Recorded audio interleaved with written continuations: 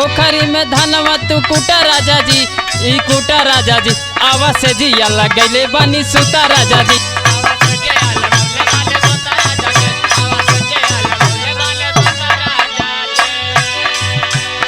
ओखरी में धनवा कुटा राजा जी, ई कुटा राजा जी, आवा से जिया लगैले बानी सुता राजा जी।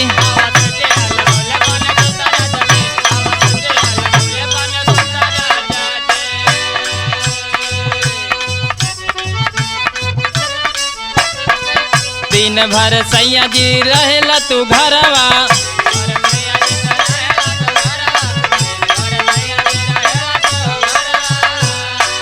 होकते अनार चली जाला तू बहरवा।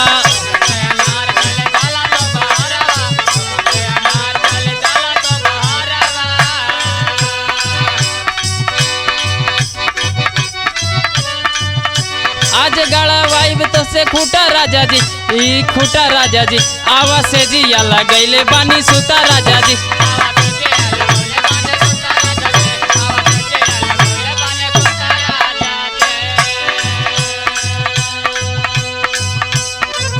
रोज रोज हमसे बहाना तू बनावेला,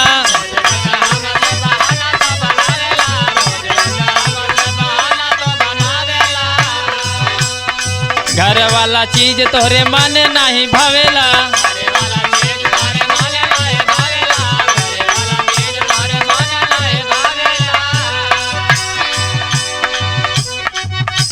चरे नहीं देवे तो के छूटा राजा जी, ई छूटा राजा जी, आवा से जिया लगैले बानी सुता राजा जी।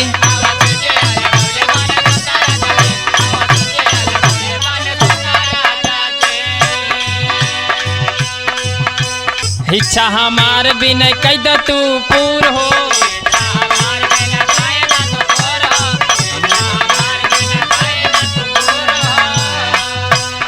कमल कभी हमरा से रहा नहीं दूर हो।